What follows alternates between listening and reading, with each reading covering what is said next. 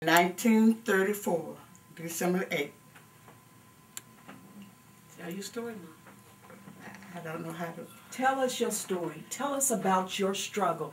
Tell us about what you went through in Montgomery that allows this nation to come together today. Well, my reason for telling you the story of what we went through in Montgomery.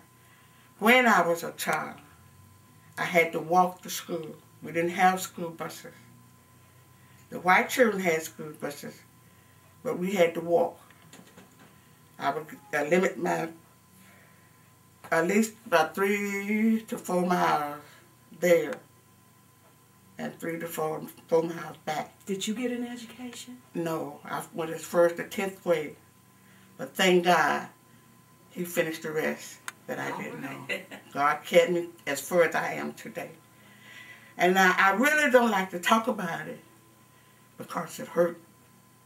You kids will never know how bad it hurt unless you went through it. But I had a reason for going through what I'm going through, what I went through it.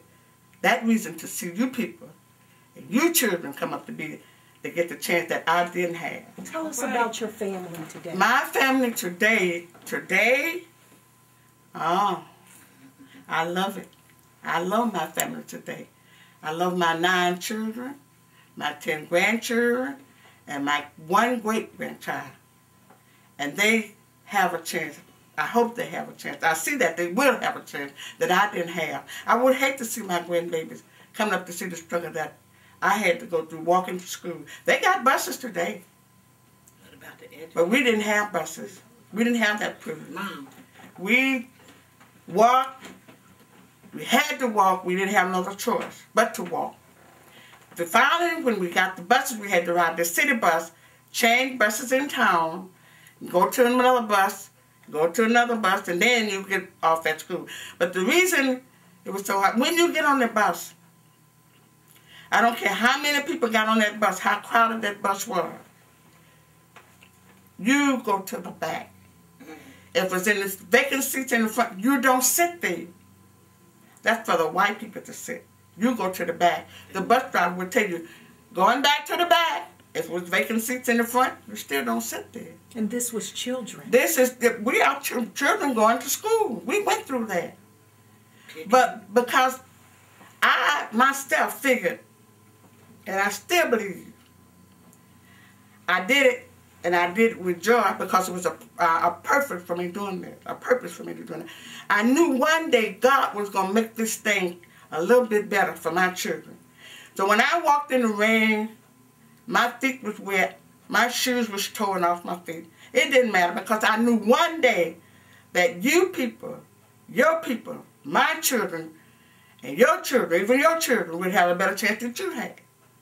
That one day this thing would come together. Like Reverend King said, we shall overcome. I came up just about the time they was having the Freedom March, Freedom Rider come in. And when I came from Florida coming home, because my husband was on his way overseas, that's when the Freedom Riders, oh man, that was when the Freedom Riders came in on the bus. Oh, you never seen nothing like it. Some poor people get off the bus, people beating them up, and they were just coming in on the bus. They wasn't doing anything. Come in at the bus station, get out the bus, and that's where they meet the beat up. Everybody would beat them up. Why were the Freedom Marchers, the Freedom Riders there? Why were they there? They was there for a purpose. What was their purpose? Their purpose to see that we get to ride the bus, sit where we want to. That was their purpose. Were people able to vote then?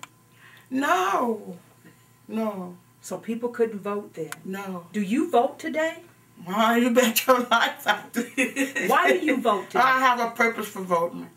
I want the best, the very best for my people. And you believe you can get that through voting? Oh yeah, and we all come out and come together, sure you can get it. You can get what you want, but you have to work for it. You stand in line. Nothing comes to you on a silver platter.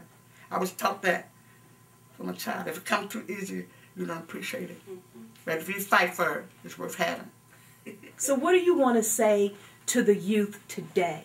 Oh, Lord, what I can tell you you children, you young children, you young black children, get the best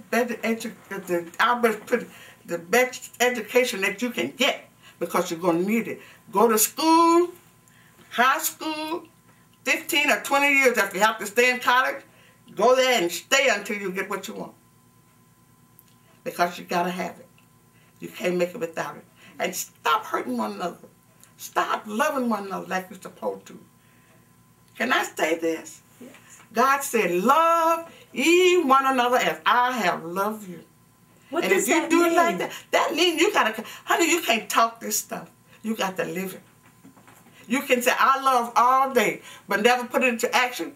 How do I know that you love me? So are you telling us love is an action word? Well, you know it too. I mean, big action, and you're going to have to work at it, and I mean you're going to have to prove it. Because when God said, oh, to love ye one another as I have loved you, that was an action word, because he went on Calvary just for you and me. All of us. Bless you. He went up there just for you and me. And that was an action, because he went through something. He went through something, honey. He went through something just for you, that we would have a chance. And that's why I went through what I went through, so that my folks would have a chance.